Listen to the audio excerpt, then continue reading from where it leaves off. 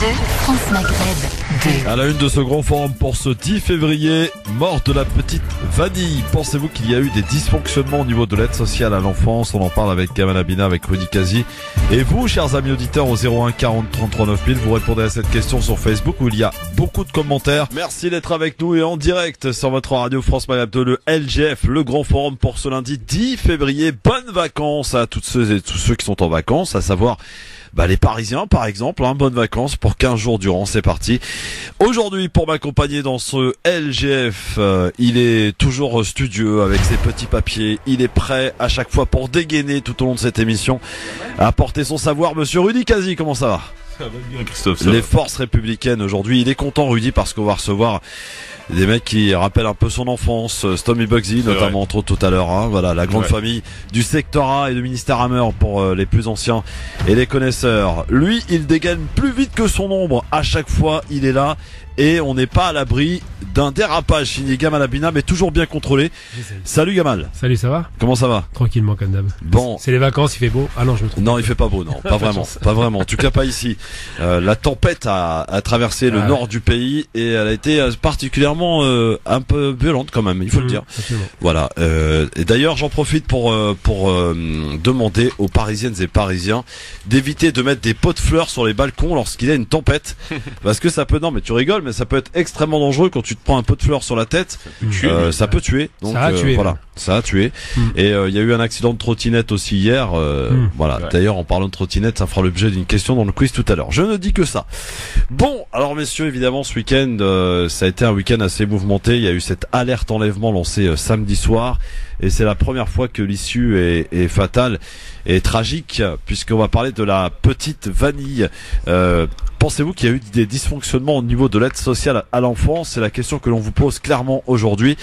Et vous êtes en grande majorité à dire oui. On va rappeler que cette petite fille donc a été enlevée par sa maman vendredi après-midi, une maman qui visiblement a des troubles psychiatriques et qui a avoué à l'issue de la garde à vue qu'elle avait effectivement étranglé cette petite fille de 1 an. Et bien sachez que donc c'était pas la première fois d'ailleurs qu'elle enlevait un enfant, c'est puisqu'elle en avait plusieurs des enfants, et elle était suivie de manière psychologique, psychiatriquement, et donc cette fille a été arrêtée samedi matin et on a retrouvé la petite sous les indications de la maman dans une benne à vêtements du côté de Angers ce samedi. L'issue est fatale et donc vous êtes quand même à dire 87% à dire oui, qu'il y a eu des dysfonctionnements. C'est ce qui apparaît en tout cas en première vue de ce que l'on a vu. Alors quelques commentaires très intéressants ou pas d'ailleurs de nos auditeurs sur Facebook. Évidemment, l'enfant a disparu vendredi soir. La lettre d'enlèvement a été déclenchée seulement le samedi soir, sachant que la mère avait des antécédents psychiatriques. Voilà qui pose question. Et puis d'autres commentaires, beaucoup de commentaires sur Facebook. Vous avez été très nombreux, et nous dit Fabien, il n'y a pas que les assistantes sociales en faute, il y a aussi le juge qui a autorisé le droit à ce qu'elle prenne sa fille seule. Alors, sachant quand même qu'il y a eu beaucoup de commentaires durant cette alerte enlèvement, notamment la chose suivante: oui, on peut pas parler d'enlèvement puisqu'il s'agit de sa maman. Bah oui, malheureusement, mais sa maman, elle a tué. Donc parfois, quand il y a une alerte enlèvement, c'est qu'il y a une raison, forcément, Rudy. Ouais, tout à fait. Ouais. Je voulais juste revenir un peu sur les faits, parce que peut-être que nos auditeurs n'ont pas trop bien suivi l'affaire. En fait, donc il s'agit d'une femme qui était suivie pour des troubles psychiatriques, et qui avait plusieurs enfants. Enfin, en tout cas, de ce qui remonte, elle en avait 2, donc 2 filles d'ailleurs, notamment. Et donc il se trouve que vendredi, elle a récupéré sa fille pour comme un droit de visite pour pouvoir la voir. Et il se trouve en fait qu'elle est prise en charge dans un foyer. Donc en fait les rendez-vous se font au foyer dans lequel elle créchait. Pardonnez-moi l'expression un petit peu cavalière. Qu'on appelle les audiences médiatisées. Ouais. Et donc les rencontres médiatisées, pardon. Voilà, plutôt des rencontres, voilà. Et donc suite à ces visites, elle avait la possibilité donc de se promener avec sa fille, etc. Donc en fait, ça se passe vendredi dernier à 11h, elle quitte le foyer avec sa fille, et en fait, elle devait revenir à 17h30. Faut savoir que ce type de visites peuvent durer jusqu'à 48 heures. Jusqu'à 48 heures, ça peut durer, sauf que là, a priori, il était convenu qu'elle revienne à 17h30. Elle s'est pas pointée à l'heure du rendez-vous. donc au foyer. Et donc, on pense qu'elle a probablement tué son bébé entre 13h et 15h. Oui. Le problème, c'est que après, elle quitte Angers pour aller à Nantes vers les 15h. Et jusqu'à samedi, en fait, on n'a pas de nouvelles d'elle. Voilà. En tout cas, entre 17h30 jusqu'à ce que l'alerte soit déclenchée, on n'a pas de nouvelles d'elle. Et l'alerte a été déclenchée que samedi soir tard. Samedi soir, en fin de soirée, à la demande donc du procureur de la République d'Angers. Ouais. Donc effectivement, quand on suit un peu les faits, c'est vrai que c'est étonnant parce qu'on se dit c'est pas la première fois. Alors après, moi dans ce que j'ai lu, on parle pas d'enlèvement, mais déjà de problèmes de retard au moment où il faut ramener l'enfant dans sa famille d'accueil. Il y a eu etc. enlèvement d'un premier enfant qu'elle avait ramené. Hein. Ouais. Voilà. Ouais, ok. Bon, après, c'est peut-être les infos sont un petit peu contradictoires. On recoupera tout ça. Mais en tout cas, effectivement, il y a eu un premier signalement à ce sujet. Si à ça, on ajoute le fait qu'elle a des troubles psychologiques, on se pose des questions. On se dit pourquoi continuer en fait à confier les enfants à une dame qui visiblement n'a pas la capacité de pouvoir s'en occuper. Ensuite, effectivement, c'est le déclenchement de l'alerte enlèvement qui a été fait assez tardivement, ouais. le samedi soir, alors que depuis 17h30 la veille, on attendait que la dame revienne avec son enfant. C'est vraiment étonnant. Bon, en tout cas, ça a été entre guillemets un mal pour un bien, parce que l'objectif de retrouver l'enfant en vie, malheureusement, n'a pas pu être réalisé. Et c'est la première fois qu'après une alerte enlèvement déclenchée, on ne retrouve pas l'enfant, et du moins l'enfant perd la vie.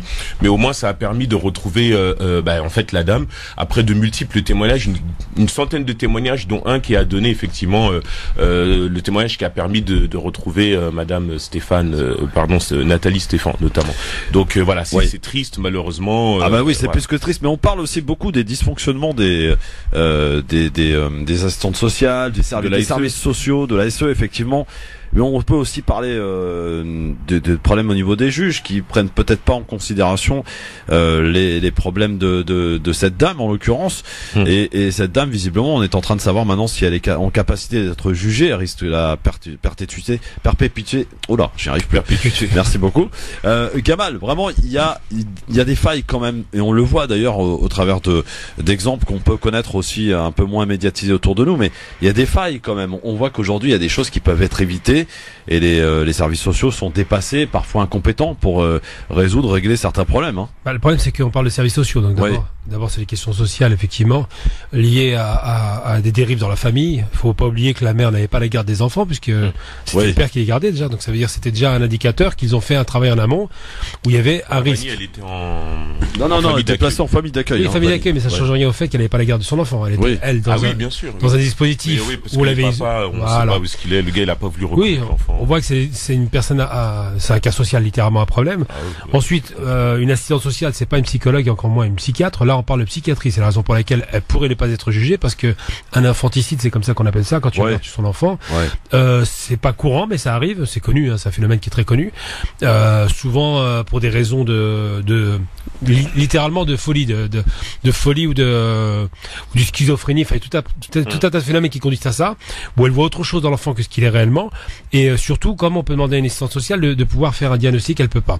Le dysfonctionnement, s'il devait y avoir un dysfonctionnement, et je ne crois pas qu'il y ait dysfonctionnement, je vais être très clair, c'est une non-communication entre l'assistante sociale, le psychiatre ou la psychologue qui s'occupait d'elle, et le juge d'instruction qui n'a pas chapeauté le dossier. Le problème du juge d'instruction, c'est que le samedi, il dort. Enfin, il dort. Il est pas là. Il travaille pas les juges d'instruction. Donc, quand ils font une alerte comme celle-là, ils vont l'appeler chez lui. Donc là où on peut s'interroger, c'est savoir pourquoi il n'y a pas de veille, de veille judiciaire, en l'occurrence, pour éviter effectivement d'attendre aussi longtemps. Et puis après, de toute façon, quand elle a décidé de tuer sa fille, quoi qu'il arrive, qu'il y ait ou pas d'alerte, ça changeait absolument rien au fait que la fille aurait été retrouvée morte. Donc la question qui se pose aujourd'hui, c'est savoir comment prendre en charge des gens qui ont des problèmes psychologiques graves, comme c'est le cas de cette mère, et elle a su quand même endormir tout le monde en mettant une lettre sorte de lettre presque d'envie de se qu'on a suicider. retrouvé à domicile chez elle. Oui, avec je vous aime et tout. Enfin, c'est symptomatique de quelqu'un qui a l'intention de se suicider, pas de suicider sa fille. Donc pour le coup, il faut se poser la question de savoir à quel genre de personne on a affaire, et puis surtout c'est une question psychiatrique. On n'est plus dans le psychologique, on n'est plus dans le social, on est dans la psychiatrie. Mais après, en ce qui concerne le fonctionnement de tout ce qui est assistante sociale, etc., c'est vrai que dans d'autres domaines, notamment tout ce qui est centre de prise en charge pour les enfants à problème et les ados à problème, c'est vrai qu'il y a eu une déconcentration totale à ce sujet en fait. C'est-à-dire c'est plus l'État qui chapeaute, maintenant c'est les régions et les départements qui vont avoir la charge de mettre en place tout ce qui est centres sociaux pour accueillir ces enfants. Et il me semble que dans le cas effectivement des enfants qui sont placés, là aussi ce n'est plus l'État qui en a la charge. Enfin quand je dis État au sens gouvernemental et pas au sens régional des concentrations, etc. Donc voilà. Et donc du coup ce qui pose problème, c'est le manque de moyens auxquels font face les collectivités territoriales dès lors qu'elles doivent se munir des moyens nécessaires pour prendre le problème à bras le corps. Donc c'est toute une chaîne en fait de petits dysfonctionnements, outre le fait que la maladie psychologique de certaines personnes peuvent jouer aussi sur même dans un cadre où tout serait pris en charge normalement. Il y a un questionnement aussi sur cette facilité que l'État a eu à décharger cette responsabilité auprès des collectivités territoriales qui elles aussi accusent le coup en termes de moyens de financement. On sait que tout ce qui est subvention a baissé à tout point de vue. Donc voilà, là aussi l'État doit s'interroger sur l'aide qu'elle apporte aux enfants et à la protection notamment. Il faut préciser une chose quand même. Oui, précisons. Une précision à apporter au niveau juridique, on n'est pas responsable devant la loi lorsqu'on est fou. Lorsqu'on est aliéné, c'est pour ça qu'elle pourrait échapper. Donc elle peut échapper, voilà, elle parce peut être hospitalisée à vie. Oui, après une hospitalisation à vie. Et là, en l'occurrence, la question qui se pose, c'est pourquoi des gens et de plus en plus de personnes perdent de la raison. Il y a toujours un taux normal, mais là, ça s'accélère parce qu'effectivement, il y a un malaise généralisé sur la question sociale. Et quand on parle de moyens qui disparaissent pour traiter ces questions-là, c'est vraiment les moyens d'État parce que l'État est surendetté et qu'évidemment, ils font les économies sur le dos de qui, sur le dos des plus forts. Le cas de Nathalie Stéphan, c'est pas une dame qui a pété les plombs depuis qu'elle est enfant ou qui est née avec des problèmes psychiatriques.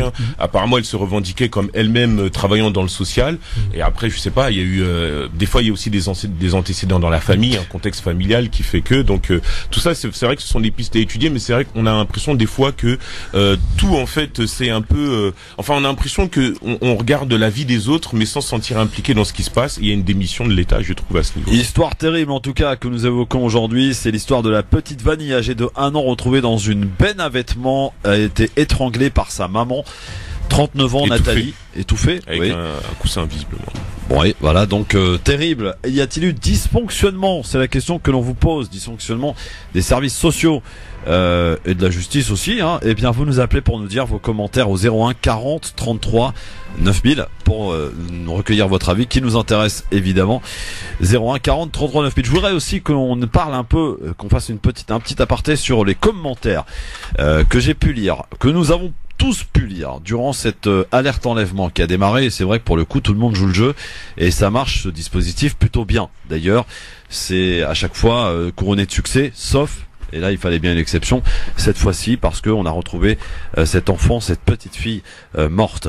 Ceci étant, les commentaires c'est oui, comme il s'agit de sa maman, en fait je ne partage pas parce que il ne s'agit pas d'un enlèvement. Voilà ce type de commentaires. D'où peut-être il serait intéressant de tourner cette fois sa langue dans sa bouche avant de l'ouvrir parfois.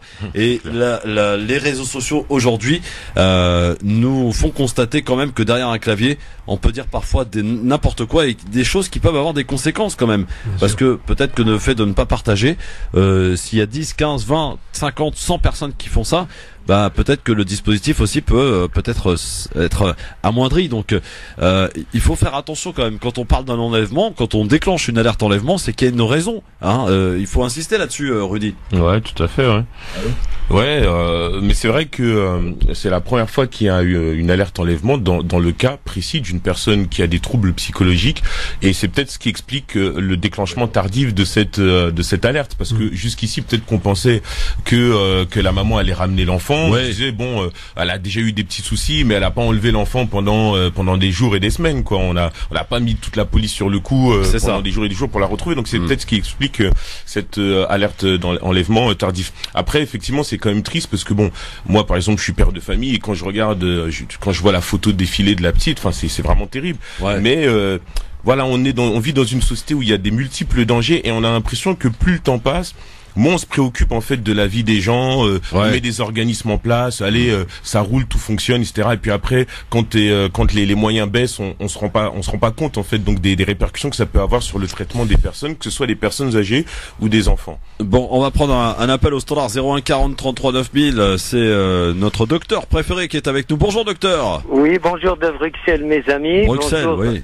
à vos invités. Je fais rapide. Là, j'ai une casquette médicale là. Ah bah ça tombe bien. Voilà, ça change un peu la politique. Là, donc, j'attire votre attention en tant d'obstétricien que je suis, c'est-à-dire je suis accoucheur, en mettant chirurgien gynécologue.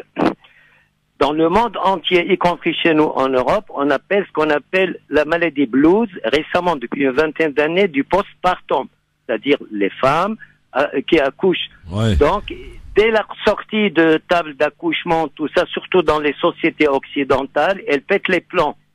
Donc, on essaie ça c'est guérissable, c'est-à-dire ça va d'une légèreté, d'une petite légère, donc blues, jusqu'à grave.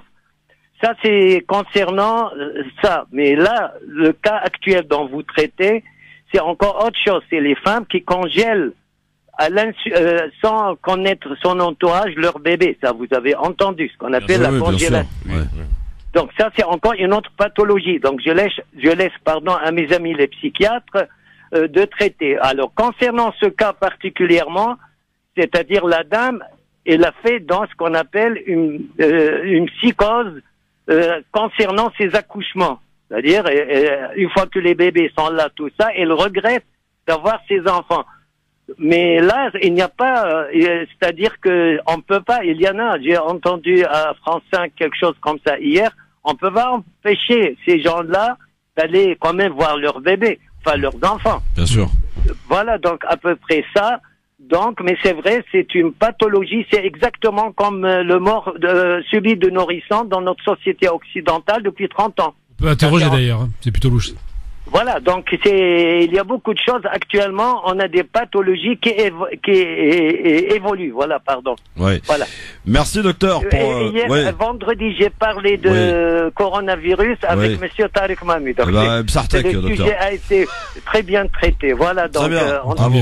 Allez, à bientôt. À bientôt, docteur. Merci. 01 40 33 9000 évidemment pour nous appeler parce que on parle de cette affaire de cette petite fille de 1 an. Et c'est vrai comme ça, de but en blanc, on peut se dire mais comment, quand on est une maman, comment peut-on vouloir du mal à son enfant?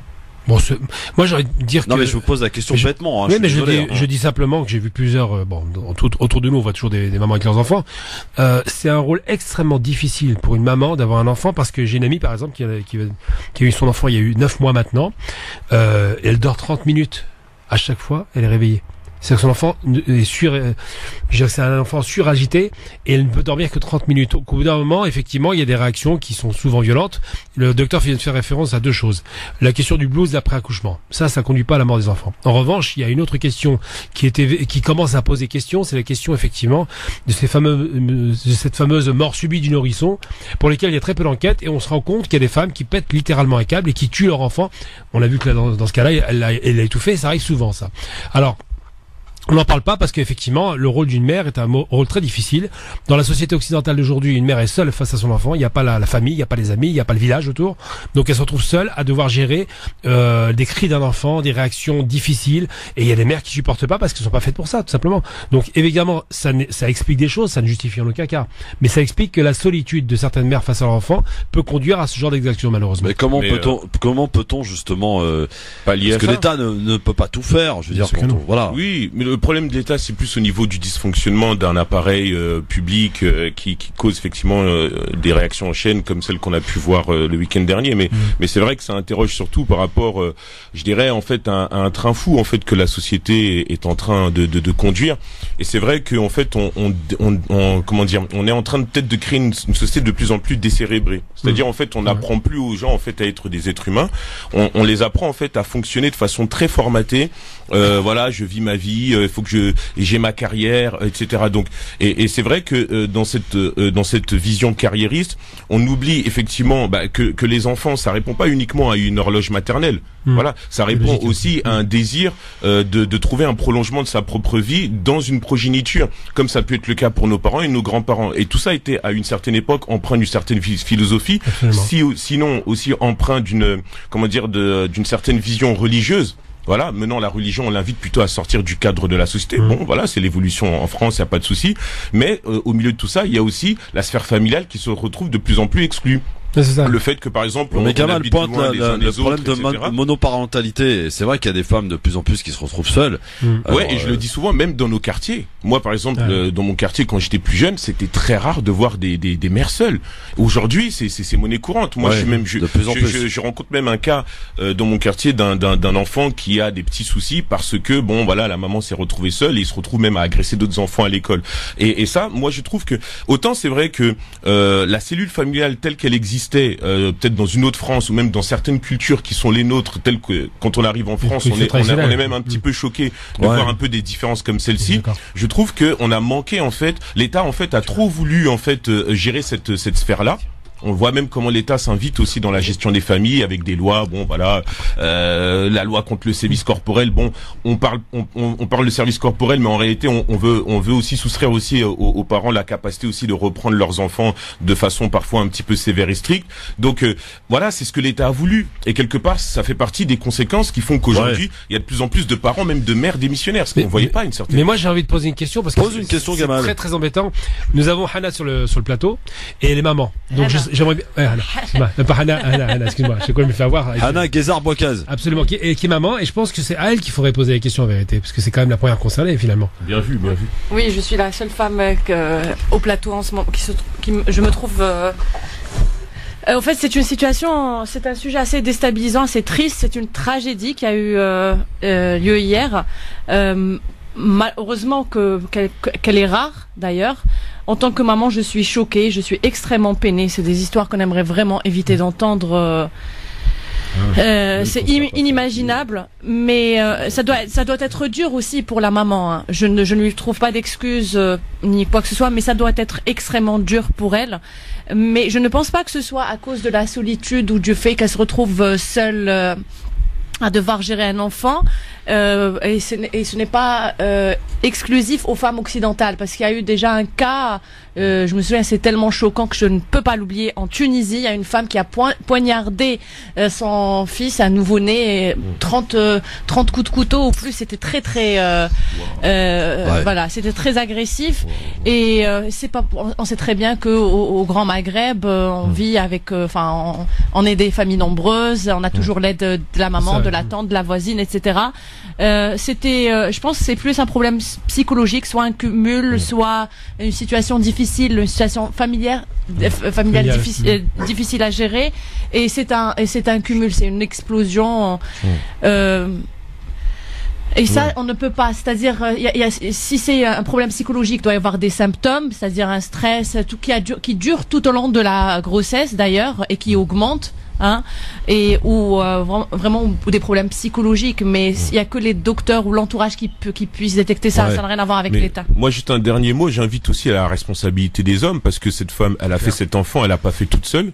Comment ça se fait qu'il y ait des hommes, enfin voilà, bon, on connaît un peu le côté démissionnaire des papas, mais c'est aussi symptomatique d'une société où l'homme est de plus en plus démissionnaire par rapport à son rôle et vis-à-vis de ses enfants, mais aussi, je dirais pas de protection, parce que voilà, les féministes tu vas les avoir sur le dos, mon pote, mais au moins de sécurité et de respect. Voilà. Il s'appelle Rudy Kazi, hein. De sécurité et de respect. Et c'est vrai que moi, la génération de mes parents, ça a commencé déjà comme ça, avoir des papas, parce qu'à l'époque, même si les papas n'étaient pas sérieux dans le couple, ils continuaient, ils assumaient. À la génération de mes parents, les papas, ils commençaient déjà à prendre la tangente et à laisser des mamans seules. Et après, je dis pas que tout est lié à ça, mais ça crée en fait des enfants qui vivent une sorte d'handicap quand ils doivent affronter certaines réalités de la vie.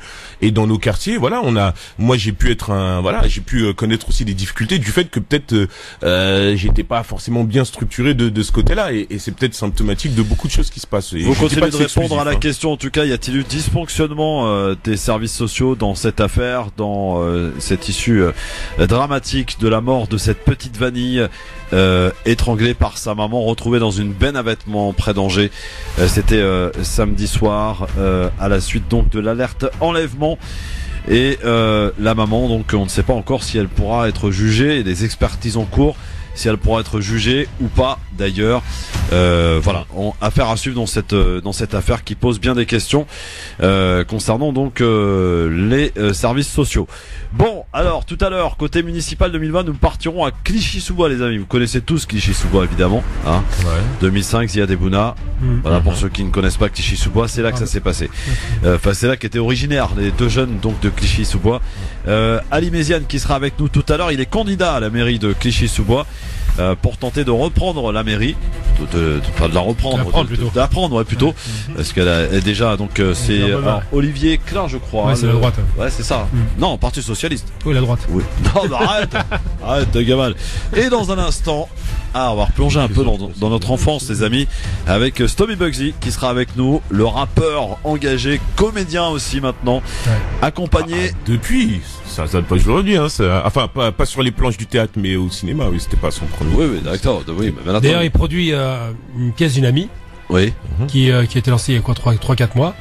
À voir. Qui parle de la prostitution, j'en dirai pas plus, mais intéressant. Accompagné d'un grand monsieur aussi qui s'est construit lui sa carrière de comédien, monsieur David Desclos qui sera avec nous, qu'on avait déjà reçu à l'occasion de la sortie de son livre Ex-braqueur, qui sera donc avec nous dans un instant avec Anna Guézard-Boicaz dans les rendez-vous d'Anna. Et puisque j'en suis à annoncer quelques rendez-vous, Amin Radi qui sera avec nous demain, l'humoriste marocain, sera avec nous dans cette émission demain soir à partir de 17h. Soyez les bienvenus, c'est le LGF. Rudy Kazi, il est là. Gamal Abina, il est là aussi.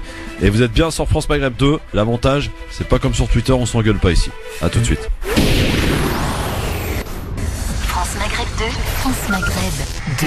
Le Grand Forum, merci d'être avec nous et en direct. Ravi de vous retrouver en ce lundi et on démarre une nouvelle semaine et encore une fois bonnes vacances à toutes celles et ceux qui sont en vacances, ils ont bien de la chance et peut-être l'occasion d'écouter le Grand Forum pour ceux qui n'ont pas l'habitude de l'écouter à cette heure-ci. En tout cas en direct, mesdames, mesdemoiselles, messieurs, voici notre rendez-vous préféré dans cette émission, c'est les rendez-vous d'Anna, les amis. Le Grand Forum vous présente chaque lundi à 17h les rendez-vous d'Anna. Bonjour ma chère Anna, comment ça va? Bonjour Christophe, je vais bien, merci. Bonjour mesdames et messieurs. Alors tu n'es pas venue toute seule aujourd'hui, non? Tu ne te contentes plus que d'un invité, t'en veux deux maintenant. Ah oui. Aujourd'hui c'est un jour spécial. Elle devient gourmande notre amie Anna, elle a raison d'ailleurs. Ce sont des invités qu'on attendait avec impatience et beaucoup de personnes nous ont écrit en nous demandant de les inviter. Il faut savoir qu'ils sont très très appréciés. Alors l'un des deux est le fondateur du rap en France, l'ex-papa gangster, l'artiste engagé, l'acteur Stomy Bugsy avec nous. Bonjour. Comment ça va Stomy? Bonjour France Maghreb, si vous allez bien? Bah écoute, on va nickel, impeccable, quand on te voit ça va? Très heureux d'être là. Ah tu sais que ça nous rappelle des souvenirs, hein, notre enfance, tout ça. Tu veux me vieillir? Ça veut dire que t'as pris un peu de la bouteille quoi, hein? Ouais. Alors t'es pas venu seul Stomy, Anna, il est accompagné de quelqu'un qui est déjà venu ici d'ailleurs. Oui, le seul cambrioleur qu'on aimerait voir dans notre salon, mesdames et messieurs. L'humoriste David Desclos est avec nous aujourd'hui. Salut mon David. Salut, ça fait plaisir de revenir. Ça marche bien pour toi, hein? C'est en train, je garde les pieds sur terre mais c'est vrai que ça marche bien. Et on peut dire que Stomy a été ton porte-bonheur aussi. Ah oui, mon précurseur, enfin je sais pas comment, porte-clé, non. Bah je sais pas, c'est un tout quoi. Je sais pas comment le définir quoi. C'est vrai que vous êtes comme des inséparables. Des inséparables. Ouais, on est des frères. Il y a une fraternité entre nous incroyable. Et c'est mon associé, c'est mon frère, c'est mon compère. Voilà. Justement, Stomy, raconte-nous vite fait avant que je laisse Anna poser ses questions, mais raconte-nous cette rencontre avec David Desclos et que tout le passé dont tout le monde connaît. Comme quoi tout est possible dans la vie finalement. David il la raconte mieux que moi, il sait pourquoi. Vous savez tous que David il a été pendant 8 ans en prison. 10 ans en tout. Voilà, enfin, Machallah. Il est fier en plus. Non, pas fier. C'est que je les ai fait. Il a payé sa dette. Je les ai payés, ils sont faits. 2 ans, c'est important, Stomy. Et pourquoi je dis ça? Parce que au moins 2 jours, voilà. Et 10 ans, c'est important pour moi parce que je me dis, ils m'ont mis au placard et au moins c'est 10 ans que je retire de mes. Au lieu de dire j'ai 40 ans, je dis j'ai 30 ans. Je vous l'ai dit, il la raconte mieux que moi cette histoire. Donc il était en prison pendant 10 ans et pendant pendant sa dernière détention, il était en prison avec un ami à nous, un ami de Sarcelles. Et son ami lui a dit quand tu sortiras de prison, David, t'as plein de projets, parce que David il voulait faire une série sur inspirée sur l'incarcération, tout ça. Il lui a dit dès que tu sors, va voir Stomy. Et dès qu'il est sorti, grâce à Boubou les Calbo qui nous ont mis en contact avec Papis, il est venu me voir. Donc c'est un pote à lui qui était en prison, un pote à nous, voilà. D'accord. Et justement, David, est-ce qu'il y a un projet sur, je sais pas, de sortir ton histoire au travers d'une série? Ouais. Par exemple, je pense sur Netflix. Ouais, on est en plein projet dessus, justement, parce qu'il y a le livre Ma vie un jour, David Desclos, une histoire vraie, aux éditions Flammarion, qui est en train de bien marcher aux éditions Flammarion. Et là, j'ai été contacté. Si le destin le destin n'existe que pour être changé. Donc c'est la même affiche que Écrou et de rire. Voilà, c'est la même. Franchement, il faut aller voir la pièce et faut lire le livre. C'est complémentaire. Ils sont venus voir le livre, ils sont venus voir la pièce, ils ont vu le livre David Desclos, une histoire vraie chez Flammarion, et de là donc on est en plein pour parler, et donc c'est voilà, on sait que Stomy et moi de toute façon depuis le début on sait qu'on le fera, on le fera, et de toute façon on le fera Stomy et moi ensemble, c'est sûr, on veut être parmi les auteurs. Et ils m'ont promis de me choisir pour jouer le rôle de la juge. Oui. Ah ouais, ça peut être sympa ça, tiens. On a eu des propositions de Luc Besson il y a 2 jours, on lui a dit non, on veut le faire nous-mêmes, on veut produire nous-mêmes, Luc, laisse-nous tranquille. Ouais. Alors, il croit lui en plus, hein. Ah oui, non, Luc serait le bienvenu, il y a pas de souci, Luc Besson, on l'attend. Évidemment, avec plaisir. Avec plaisir. Justement, David, Écrou et de rire, toujours à l'affiche, toujours sur toujours à l'affiche, ouais. C'est tout, ça se joue quand? Alors tous les jeudis, vendredis, samedi. Alors je fais quelque chose, on va faire les deux parce que on joue tous les mardis, mercredis, jeudi, vendredi, samedi, un jour Gérard Détroit. Stomy et moi on est sur scène avec Cyril Guel, et le jeudi, vendredi, samedi je fais les deux. Une fois que j'ai fait ma dernière réplique d'un jour Gérard Détroit, je descends et je vais dans la 160, dans l'autre salle, la 160 en bas, je joue et j'enchaîne avec Écrou et de rire. Incroyable. Et c'est autant de motivation que pour un casse? Ouais, franchement, plus encore, parce qu'on sent qu'on fait quelque chose de bien, que ce soit avec un jour Gérard Détroit ou Écrou et de rire.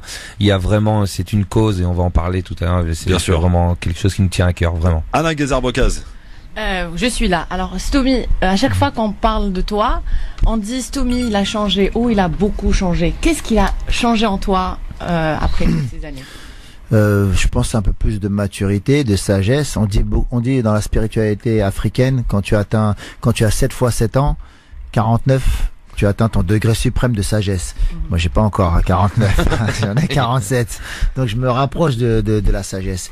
Et je pense aussi que le fait de plus manger de sang, de plus manger de créatures de Dieu qui ont été tuées dans des abattoirs, qu'on a inséminés, de leur naissance à leur mort, qu'on a eu des vies de misère. Le fait que je ne consomme plus ce mode de vie-là et cette industrialisation de la viande, ce business de la viande industrielle, le fait que je mange plus de viande comme ça, je pense que ça m'a beaucoup assagi, ça m'a fait du bien. Je pense que la meilleure chose que j'ai fait dans ma vie, c'est mes enfants et d'être devenu vegan, et cette pièce de théâtre un jour Gérard Détroit.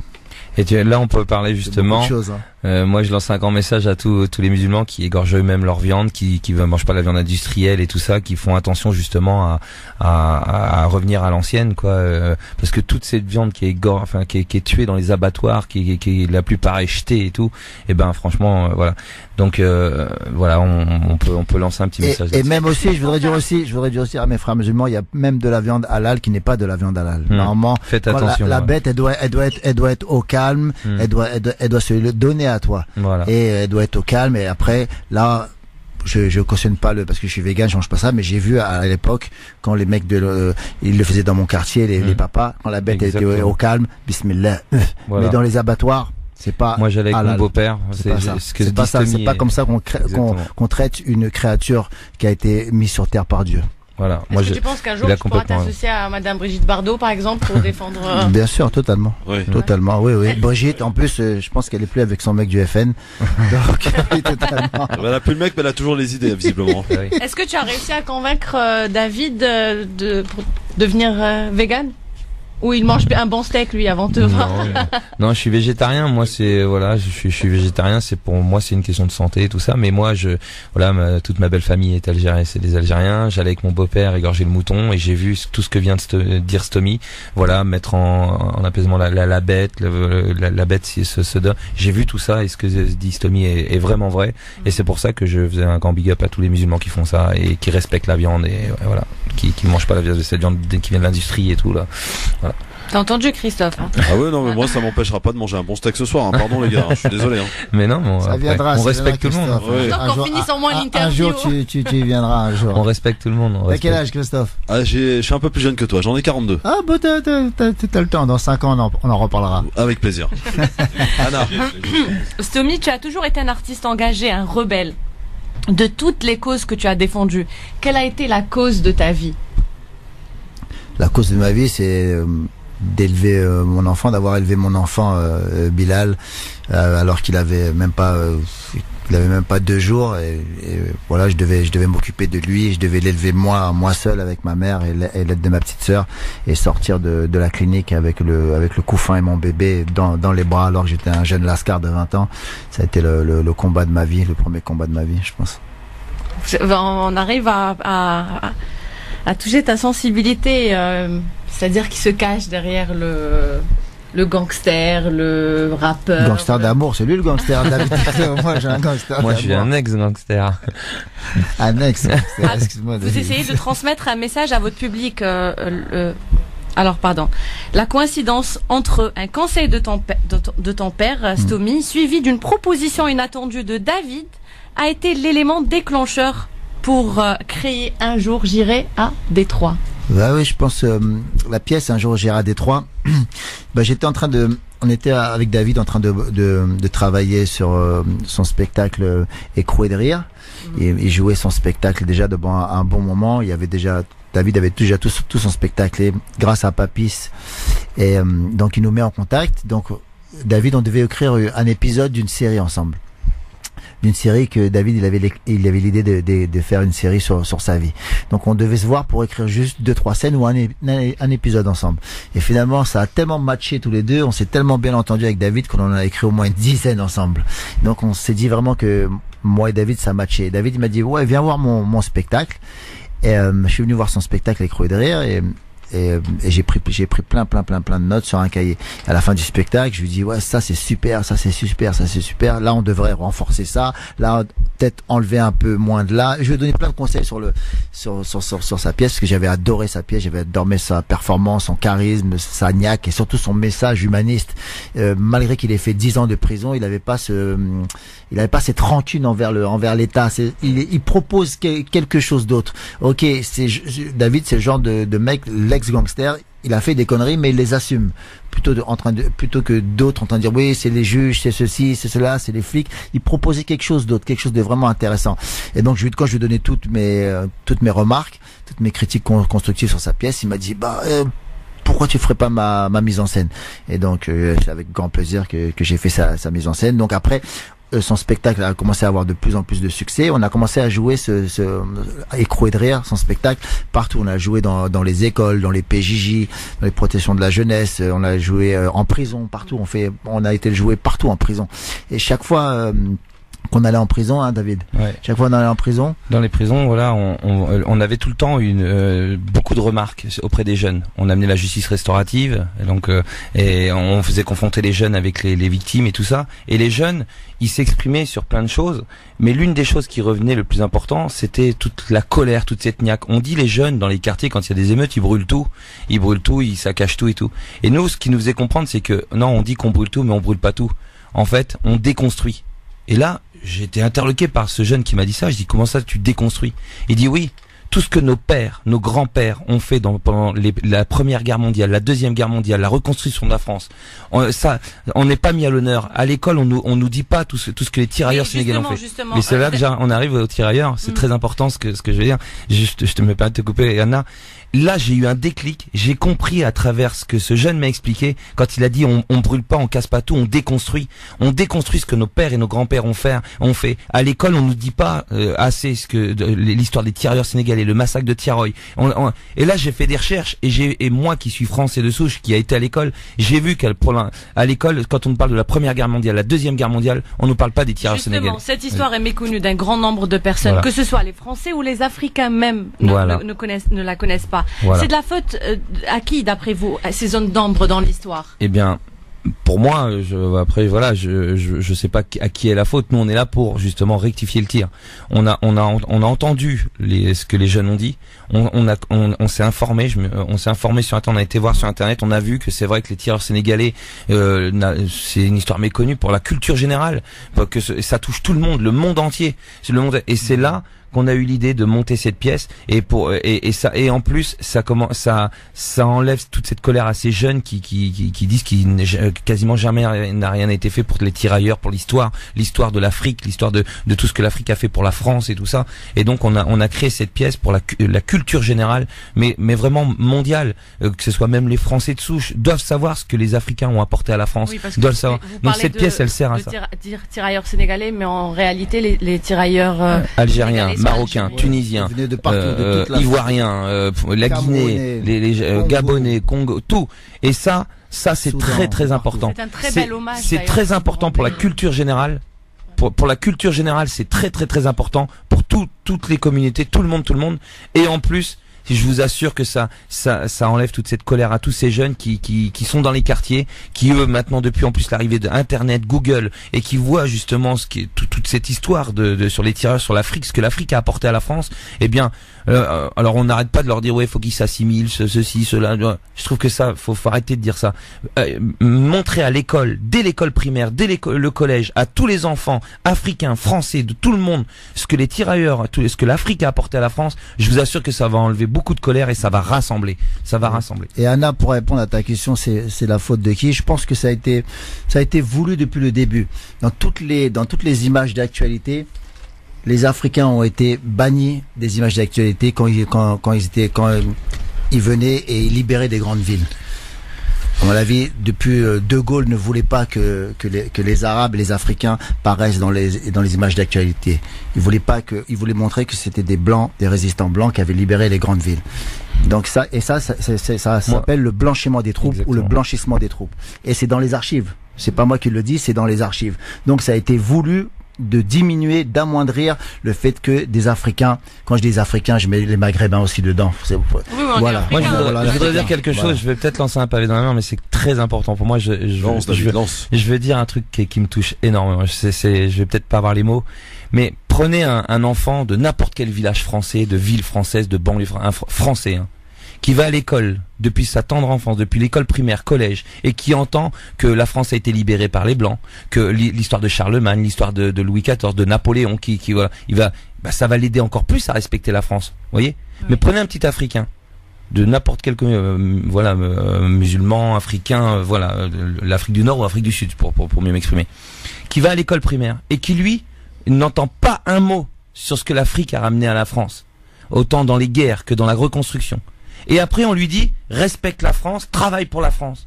Et qui après maintenant avec la montée d'Internet et qui va sur Internet, qui voit tout ce que l'Afrique a apporté et qui sans compter l'image qu'on lui renvoie de lui-même. Et sans compter l'image qu'on lui renvoie de lui-même, comme monsieur vient de le dire. Ouais. Eh bien, c'est pour ça que ce travail, un jour Gérard Détroit, c'est qu'un début, mais je veux dire, ça sert à réparer l'histoire, à ramener tout ça, à enlever cette colère qu'ils ont tous, qui pour moi est légitime. David. Il y a eu indigène, c'est de Rachid Bouchareb. Heureusement qu'il a fait ce film. Heureusement qu'il a fait, voilà. Grâce à ce film-là, grâce à ce film indigène de Rachid Bouchareb, grâce à ce film-là, les anciens combattants étaient payés 4 fois moins cher qu'un ancien combattant blanc. Oui, ça a suscité, ça a créé le débat, ça même de la classe politique, on s'en souvient. Il y a même un film sur et maintenant ils sont payés pareil, et avant ils touchaient leur somme tous les 4 mois ou tous les 3 mois. Maintenant ils les touchent tous les 3 mois. Et c'est pour ça. Donc ça prouve que l'art, le cinéma, la littérature, la culture, la poésie, le rap, le slam, la chanson, ça fait bouger les choses, et c'est pour ça qu'on est là sur France. Et je voudrais dire, est-ce que vous pensez que maintenant que vous avez mis ce sujet sous les lumières, est-ce que vous pensez que le gouvernement où l'armée française va dédommager les familles, ou demander des excuses officiellement, c'est sûr, on travaille avec Aïssata Seck, qui elle avait lancé une pétition en 2012 pour que les tirailleurs soient ceux qui avaient demandé la naturalisation française, qui attendaient ça depuis 50 ans.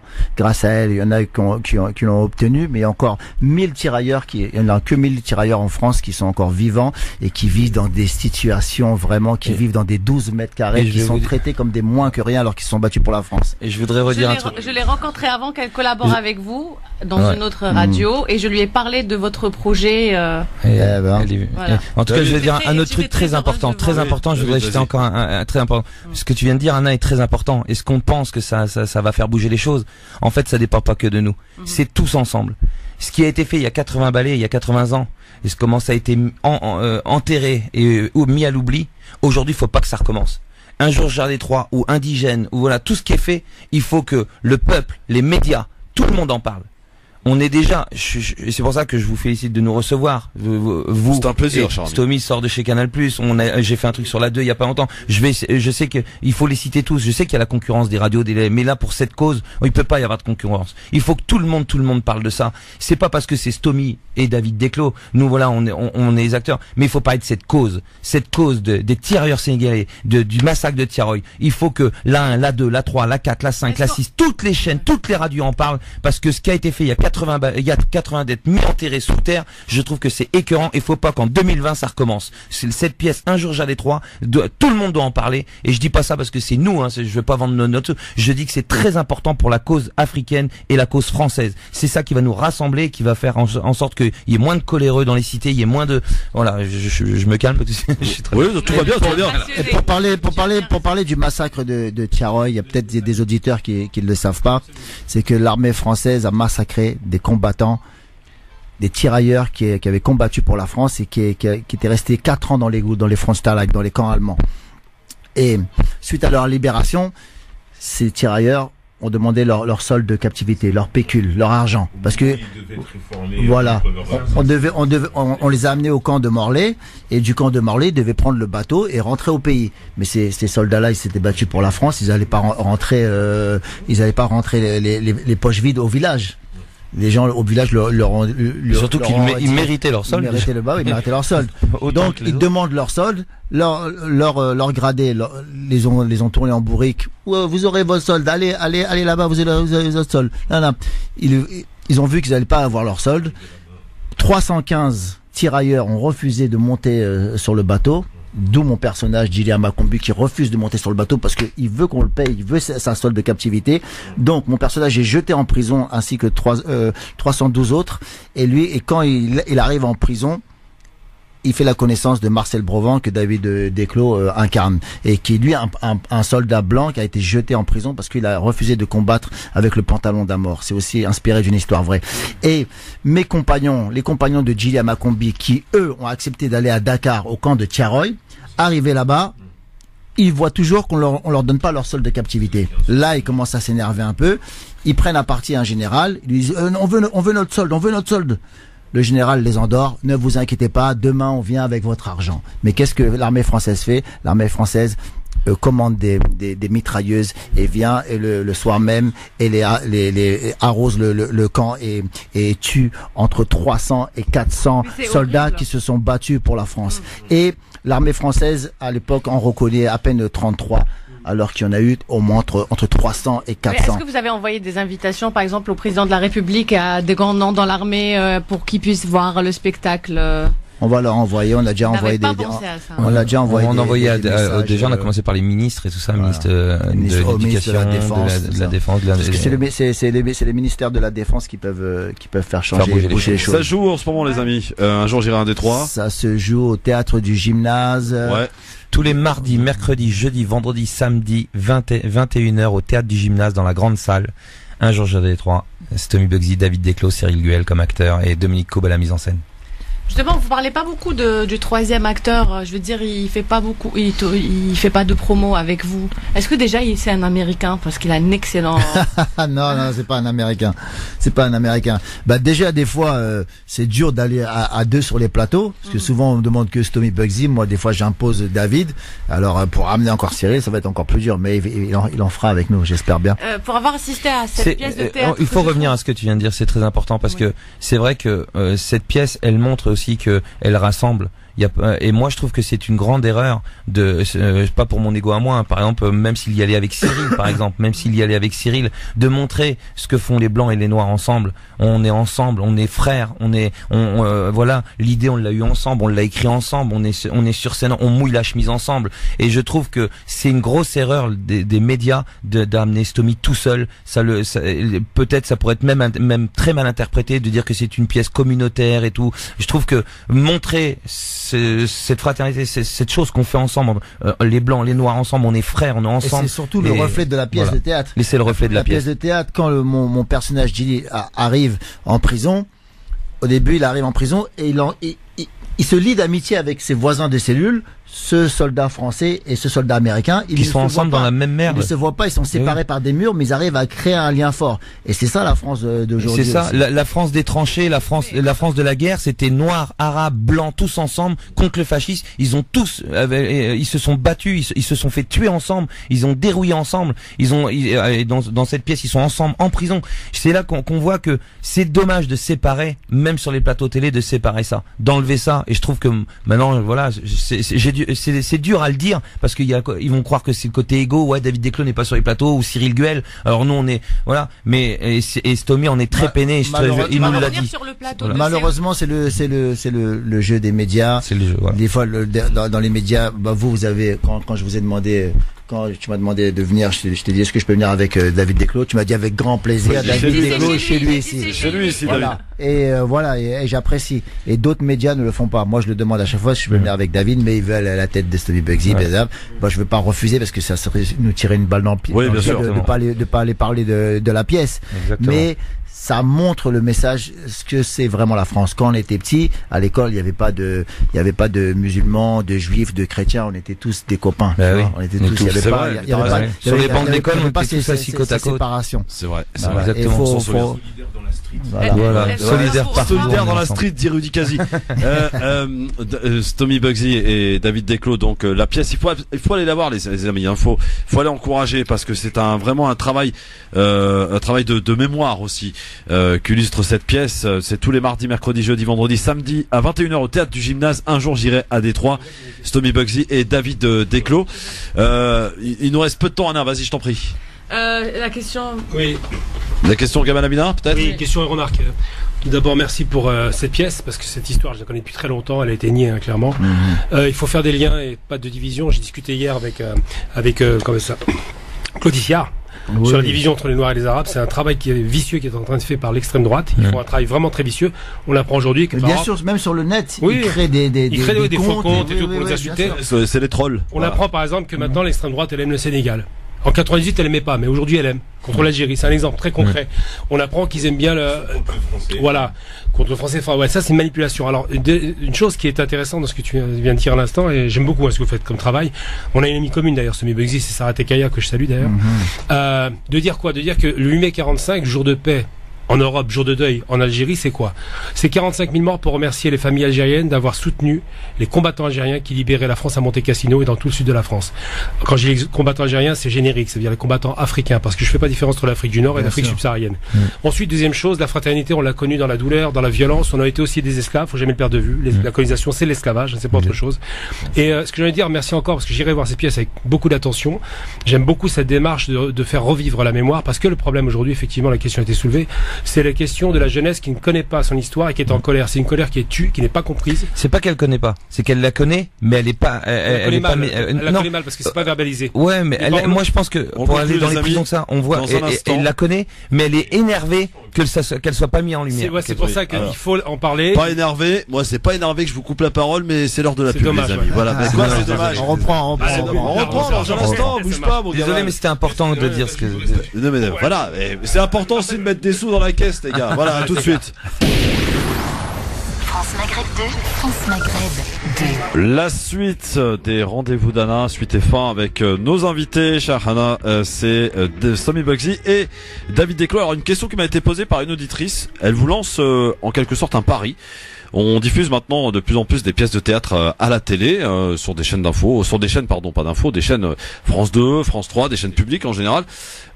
Pourquoi essayer de faire pression justement pour que le message passe davantage en essayant d'obtenir la diffusion diffusion de la pièce en direct à la télé. C'est on possible, en rêve, ça on en rêve, on peut pas dire d'autres mots, on en rêve. Déjà qu'on nous invite déjà pour en parler. Ouais. Déjà qu'on nous invite pour en parler, déjà, ça sera déjà un grand. On vient de discuter justement avec un monsieur qui vient de nous dire. Il vient de nous dire. La question c'est pourquoi justement c'est enterré tout ça.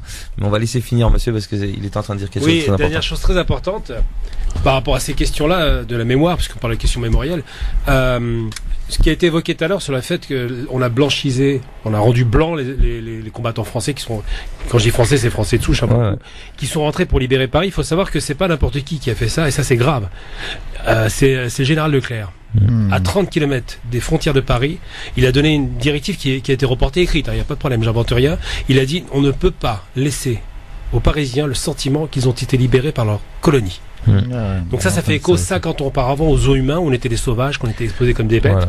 Il ne peut pas dire que les bêtes ont libéré des nazis, des autres bêtes en l'occurrence, les Européens et les Français. Donc c'est la raison pour laquelle ils ont blanchisé les troupes et ils ont mis les autres troupes comme ça en arrière. Ouais. Alors c'était elles qui étaient le gros du contingent, parce qu'il y avait très peu de combattants français à ce moment-là, vu que c'était soit pour la plupart à Londres ou alors en prison ou autre. Donc il y avait très peu de combattants français, il restait que les colonies. Et c'est les colonies, il fallait coloniser. Oui, la capitale de la France libre, c'était d'abord Kinshasa, Brazzaville, et après c'est devenu Alger. Alger, absolument. Le salut de la France vient de l'Afrique. Au début, quand le général de Gaulle fait l'appel du 18 juin, il a 2500 combattants. C'est tout.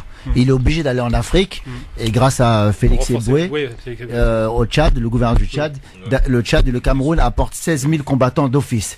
Et après, grâce à l'Afrique, de Gaulle a une armée presque de 300 000 combattants. D'ailleurs, Félix Éboué, c'est une petite place de rien du tout dans le 12e arrondissement. On ne sait même pas qui il est. Alors c'est quand même celui qui était le fondateur de la résistance française avec de Gaulle.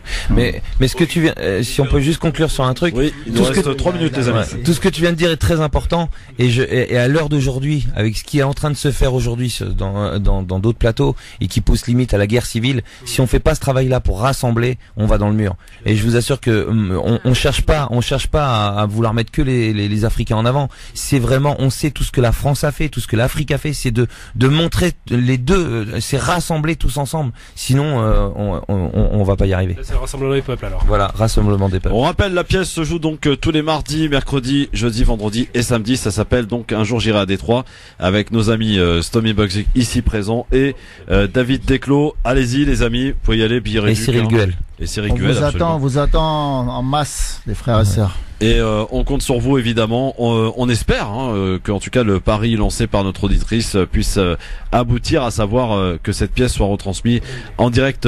C'est un devoir. C'est un devoir pour la culture générale. Voilà, exactement. On est d'accord, c'est un devoir et on l'espère en tout cas. Juste un dernier mot, Stomy, côté musique, qu'est-ce qui se passe? Ça y est, c'est le calme le plus plat là. T'as raccroché les crampons quoi? Qu'est-ce qui se passe? Ouais, mais là, une question va. Là, il nous reste vraiment très peu de temps et on a. Ils sont là, je pose quand même une petite question. Mais on a un autre invité derrière. Vas-y, rapide. Vas-y, rapide. Je suis très content. D'ailleurs, je passe une dédicace à Benji, mon cousin, parce que moi déjà à l'époque, je vous suivais souvent. Je passe une à mon pote Tony Faron qui nous écoute et tous les gens du Calvados, de Caen, de la Normandie qui nous écoutent. Mes parents. Dédicace à tous. Donc ouais, j'étais souvent, parfois aussi au studio quand ils ont ouvert leur premier studio à Ivry-sur-Seine, c'est autant de première classe, etc. Donc j'étais souvent là et tout. Tu peux pas te rappeler de moi, mais parce que j'étais jeune, etc. T'as quel âge, là, je vais sur mes 37 là. Ah ok, d'accord. T'étais un jeune vieux quoi. Ouais, je suis un jeune vieux. Ouais, à Gare, j'étais là pour les vacances, gamin et tout. J'allais à la maison et tout. Donc bon, on te suit depuis. Et je suis content de ton engagement. Pourquoi? Parce que c'est une conversation que des fois j'ai aussi avec Benji. Je dis, tu vois, je trouve que les rappeurs en fait de votre génération, donc de notre génération, en gros, il y a eu les succès du passé. Et les situations dans les quartiers n'ont pas changé. Ça veut dire en fait vous avez parlé de situations qui n'ont pas tellement évolué que ça. Et je trouve dommageable que pour beaucoup de rappeurs de cette génération, certains sont peut-être retournés à d'autres activités, etc. Mais peu ont transformé en fait leur implication de l'époque dans le rap, même s'il y avait la mouvance Ego Trip ou la mouvance où on racontait vraiment ce qui se passait dans la rue, etc. Je trouve qu'en fait on n'est pas parvenu en fait à politiser en fait ce discours. Quand je dis politiser, c'est pas le truc traditionnel, élection municipale, je sais pas quoi. Mais c'est vraiment tu vois en fait transformer l'essai, ce qu'on racontait dans les textes, comment est-ce qu'on peut maintenant changer ces choses-là. J'ai eu une conversation avec Mokobe sur le sujet aussi. Oui, de grandir, d'évoluer avec son art. Oui. Exactement, et je suis content que toi tu l'aies fait à ta manière, soit au travers de la pièce, etc. Mais pourquoi est-ce que c'est difficile difficile pour les rappeurs de le faire, alors que dans les quartiers, essaye de faire une réponse plus rapide que la question. Pas, il y en a plein qui le font. Il y en a plein qui le font. Passy avec le Bisson Abisso, c'était une espèce de militantisme. Kerry James aussi, il évolue de cette façon. Il y a aussi Abdel Malik aussi, pour en citer.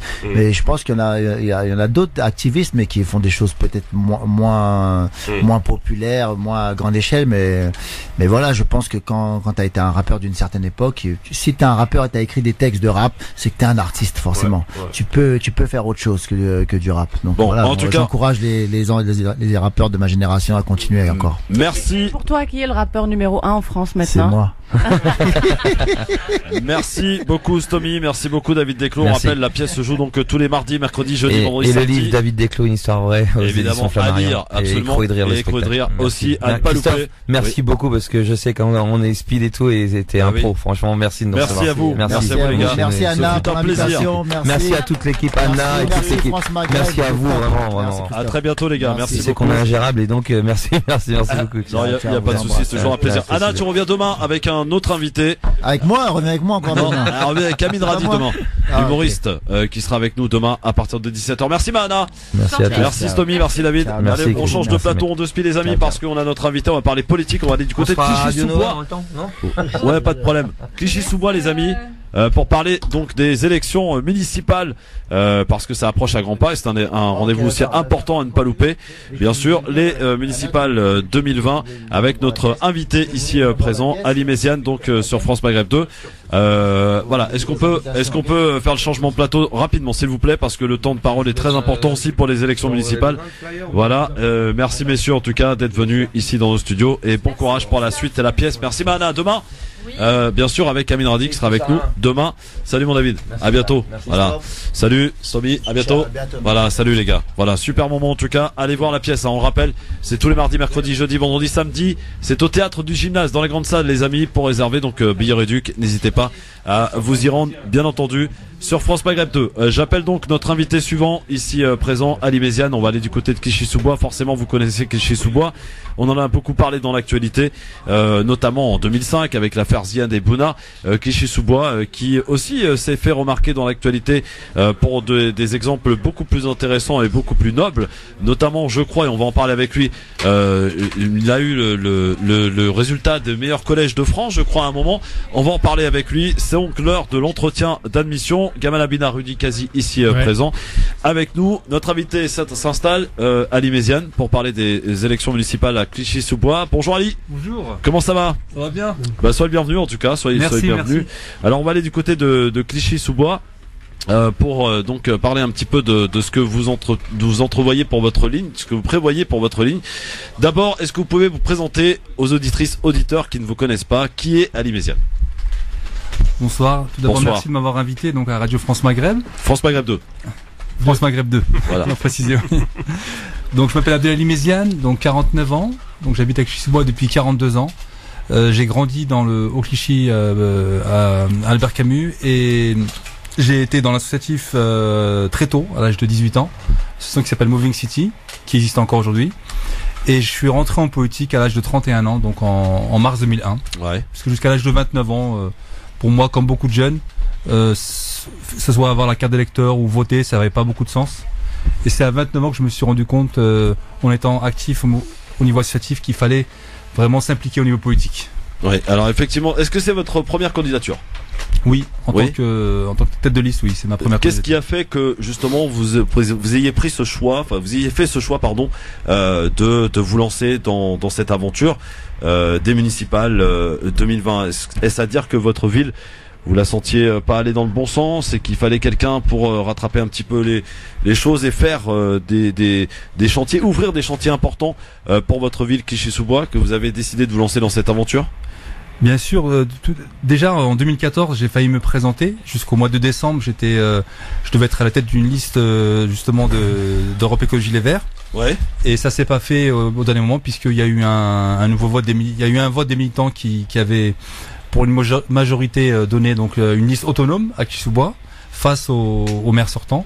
Mais ensuite, il y a eu ça s'est réglé au niveau national. Donc les Verts ont souhaité à l'époque que que je fasse un accord avec l'équipe sortante. Et du coup, à 2 mois des élections, j'avais pas trop le choix, si ce n'est d'aller dans une union de la gauche, toute la gauche, ce qui n'est plus le cas aujourd'hui. Entre-temps, le contrat n'a pas été respecté puisqu'on était censé travailler ensemble et avec une gouvernance où chaque élu, notamment moi à l'époque, j'étais 2e adjoint, j'étais censé être quand même au courant et surtout actif dans tous les domaines, aussi bien développement économique que aménagement du territoire. Malheureusement, c'est pas du tout le cas puisque 2 ans après, déjà il y a eu un début de crise avec le maire sortant. Et on a passé pratiquement 2 ans à, effectivement, on était ensemble sans être ensemble. Et j'ai préféré assurer moi-même donc cette candidature pour me présenter et présenter vraiment concrètement ce que moi je pense, ce que j'estime le plus important pour le Clichy. Et pour moi, c'est l'éducation, clairement l'éducation, dès le plus jeune âge. Et c'est pour ça que... D'ailleurs, Clichy s'est fait remarquer à plusieurs titres. Clichy, alors dites-moi si je dis une bêtise, je crois que c'était... Vous avez terminé meilleur collège de France lycée Alfred Nobel, effectivement. Voilà, c'est à Clichy-sous-Bois, les amis. Voilà, qu'on se le dise quand même, parce que c'est vrai qu'alors j'entends beaucoup cette phrase de la part de gens qui habitent notamment dans les quartiers dits populaires, dans le 93, dire moi pour mes enfants, je veux qu'ils partent en privé. Bah, la preuve, l'exemple en tout cas a été donné, c'est que non, dans le public aussi on peut avoir des résultats qui peuvent donc être les meilleurs de France, comme ce fut le cas à Clichy-sous-Bois. C'était quoi, il y a 2-3 ans maintenant? Ça fait 3 ans qu'il est clairement classé comme meilleur lycée au niveau surtout du suivi des élèves, avec des assistants pédagogiques et une équipe de direction qui est vraiment au top et qui suit ces jeunes de la seconde jusqu'au passage du bac. Alors combien d'habitants à Clichy-sous-Bois? 30 000. 30 000, d'accord, une belle ville. Donc comment appelle-t-on les habitants de Clichy-sous-Bois? Les Clichychois. Les Clichychois. Bon, oui. Très bien.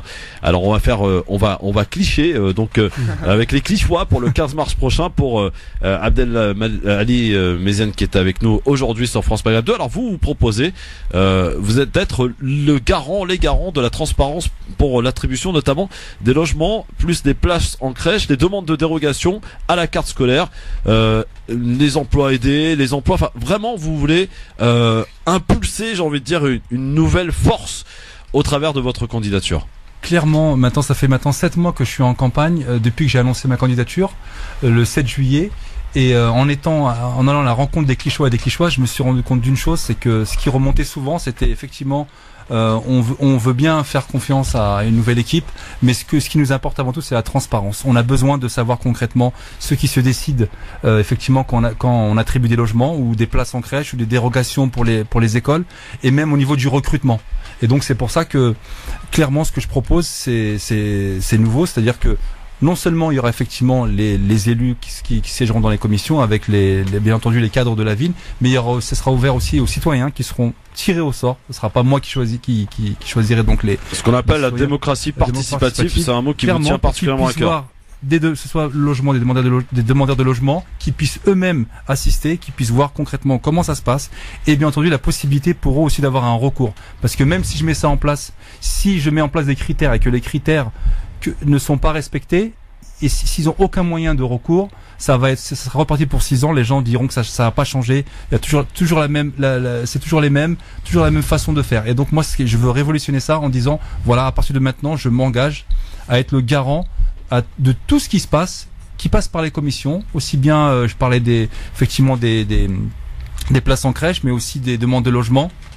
Et le recrutement aussi, qui est une procédure claire et nette pour tout le monde, que les gens puissent être reçus, puis s'ils sont pas reçus, qu'ils puissent recevoir un courrier en leur disant votre candidature n'a pas été retenue, et aussi la possibilité d'ouvrir donc les emplois aidés, parce que je pense qu'aujourd'hui ce qui compte, ce qui prime, c'est le chômage qui est très élevé en France, dans la Seine-Saint-Denis, mais encore plus à Clichy-sous-Bois, on a plus de 50% des jeunes qui sont sans emploi, et beaucoup qui sortent sans diplôme, et donc il faut vraiment qu'on change, je dirais, de logiciel. Allez Méziane, aussi chose très importante, question que je pose d'habitude au début, mais bien sûr. Vous êtes aujourd'hui un candidat sans étiquette, soutenu par quel parti politique? C'est une liste citoyenne, effectivement, soutenue par Europe Écologie Les Verts et le Parti radical de gauche. D'accord. Bon, aujourd'hui donc il y a un maire qui est installé dans cette ville. D'ailleurs, j'en profite pour faire une petite parenthèse. J'ai reçu plusieurs candidats de plusieurs villes et à chaque fois les maires sortants nous contactent en disant nous aussi on veut la parole. Alors je précise que nous avons fait le choix nous cette année maintenant de recevoir un candidat par ville parce qu'on a beaucoup de villes sur lesquelles on émet et c'est le candidat qui se manifeste qui vient à nous qui passe le premier. Donc on passe effectivement à Liméziane aujourd'hui parce que c'est le premier à s'être manifesté. Donc voilà, après à chacune et chacun d'aller voir le programme des autres candidats qu'ils auront pour le choix qu'ils auront à faire le 15 mars prochain. On va parler du Grand Paris parce que ça c'est très important et je crois qu'il y a le métro ligne 16 qui passe par Clichy-sous-Bois. On attend effectivement la ligne 16 du métro qui est prévue pour 2024. Pour la 2024, ouais. Il y a un peu de retard, mais on espère vraiment que le calendrier sera respecté. Parce que pour nous, ce sera vraiment le désenclavement, le vrai désenclavement pour nous. C'est-à-dire pouvoir accéder à la Saint-Denis-Pleyel, notamment en moins de 20 minutes. C'est révolutionnaire.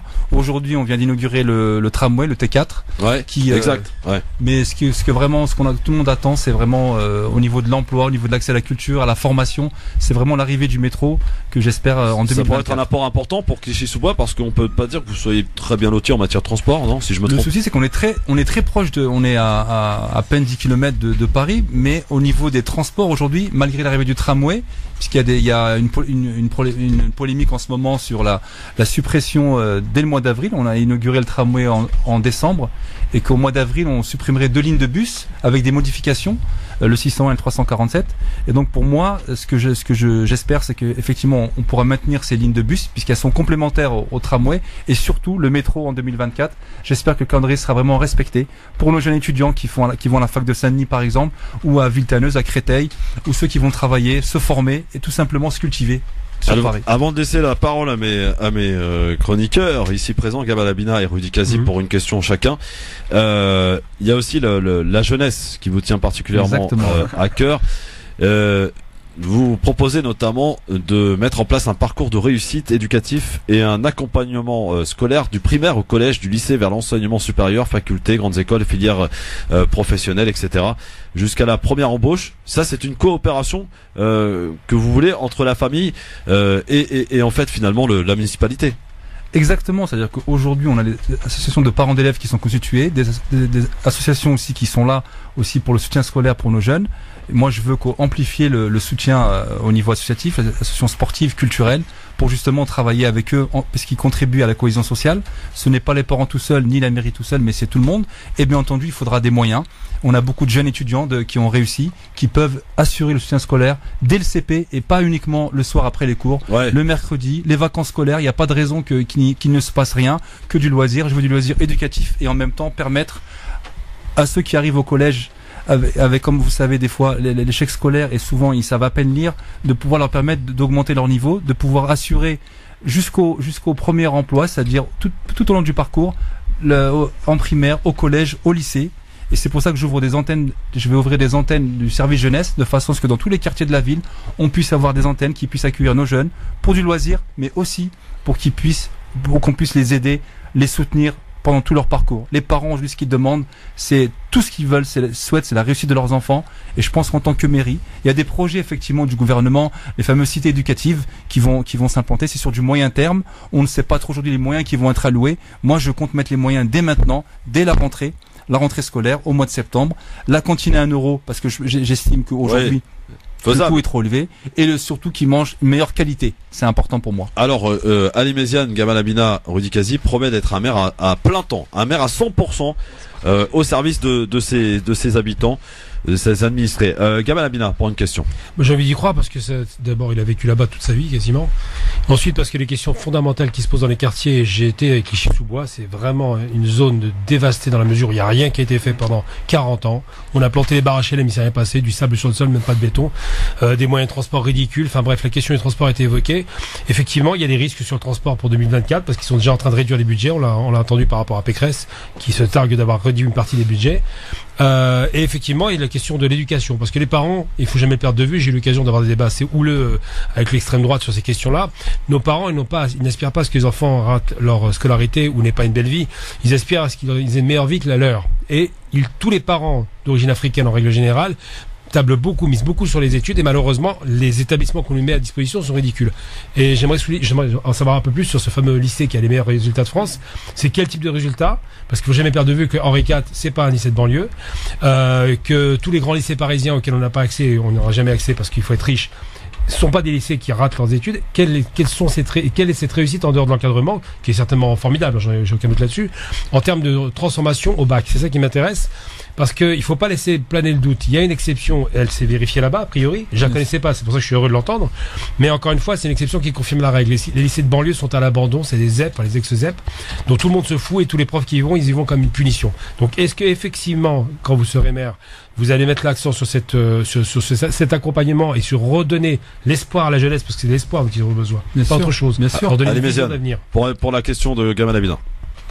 Clairement, c'est pour ça que j'ai précisé dès le CP. C'est-à-dire que pour moi, l'échec scolaire, si on le constate quand ils arrivent au collège, c'est parce qu'à un moment donné, au niveau du primaire, il y a eu un non-suivi, ou alors ce qui a été proposé n'était pas suffisant. C'est pour ça que je pense que, bien entendu, on ne va pas les obliger, mais en tout cas, les parents qui désirent que leurs enfants puissent être suivis par des étudiants et des étudiantes, ça pourra se faire dès le CP, de façon que quand ils arrivent en 6e, il y ait moins de lacunes. Parce que la réalité aujourd'hui, on est limitrophe avec des villes qui sont comme le Raincy et tout, avec des écoles privées, et beaucoup de familles à Clichy-sous-Bois, notamment, inscrivent leurs enfants dans ces écoles privées parce que le niveau est meilleur, parce qu'il y a un meilleur suivi, et moyennant finalement. Voilà. Moi, je pense que l'école publique, elle est là aussi.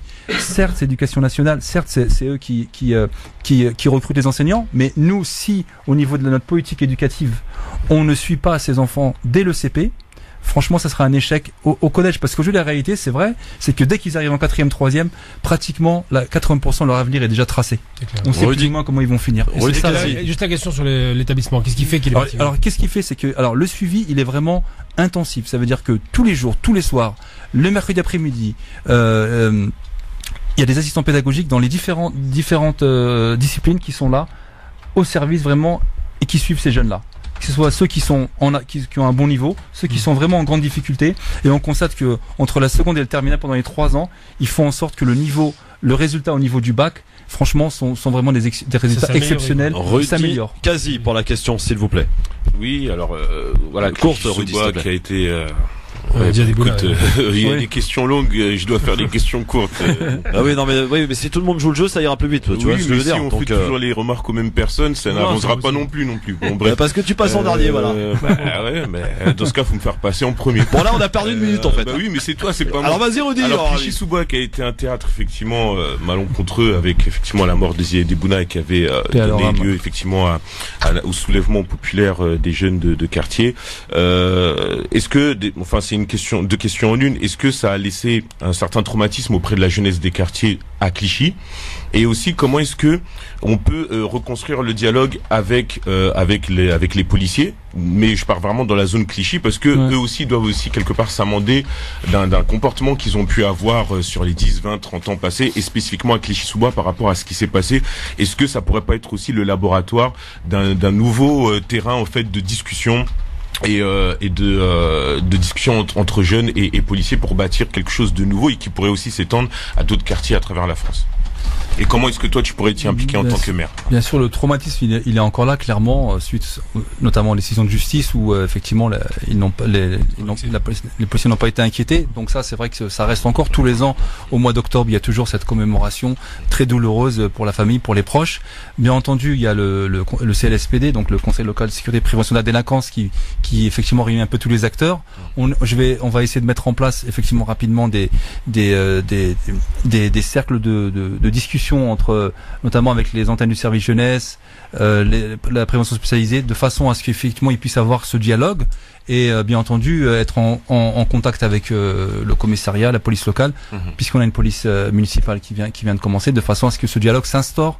Mais c'est très compliqué, c'est très tendu quand même, mais en tout cas on fera tout pour aller dans ce sens-là, pour qu'il y ait un dialogue avec tout le monde et avec en dehors des lieux traditionnels. On dira des lieux traditionnels, voilà. Trouver un autre terrain, passer par des leaders de quartier. Exactement, c'est pour ça que moi, pour rejoindre ça, aujourd'hui clairement, on parle des besoins primaires, hein, donc se nourrir, se loger, se vêtir.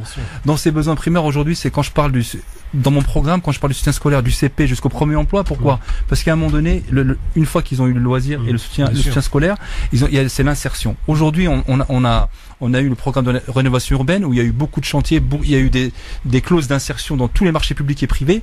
Beaucoup de jeunes n'ont pas. Voilà. Allez, messieurs, je suis obligé de vous couper la parole parce que il est l'heure maintenant pour vous, s'il vous plaît, en guise de conclusion, de vous adresser aux habitants de Clichy-sous-Bois et en une minute de leur dire pourquoi il faut voter le 15 mars prochain. Abdel Ali Méziane, c'est à vous de jouer. Bonsoir tout le monde. Donc le 15 mars, voter Abdel Ali Méziane pour le changement, pour la transparence, la vraie, et surtout pour l'éducation, qui sera au cœur de mon programme, de façon à ce que nos jeunes puissent réussir et à s'insérer avec des formations que je mettrai en place et qui réussissent dans leurs études supérieures. Merci Ali Méziane d'être venu nous voir. Quelle sera la première grande décision dès que vous arrivez à la mairie? Première grande décision, c'est partenariat avec les entreprises afin de ramener de l'emploi à Clichy-sous-Bois. Merci. Développement économique. Ali Méziane, à très vite et bon courage, bonne chance pour le 15 mars prochain. Pour cette élection municipale, donc du côté de Clichy-sous-Bois, demain nous partirons du côté de Kremlin-Bicêtre pour se revoir, inviter le maire sortant qui se représente. À demain et dans un instant, le quiz.